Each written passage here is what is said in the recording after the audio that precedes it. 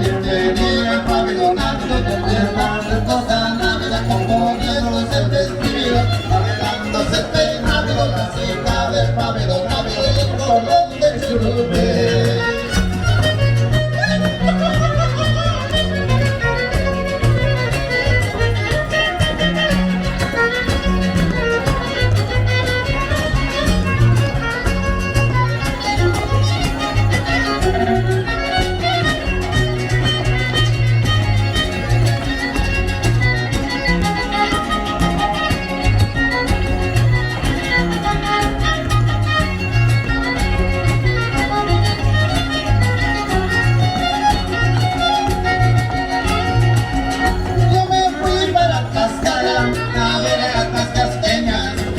Si yo las puedo, o la capo de las leñas, bienvenida al pabellón návido, donde está su esposa návida, componiéndose el vestido, arreglándose el peinado, la cita del pabellón návido y el cordón de churumbe.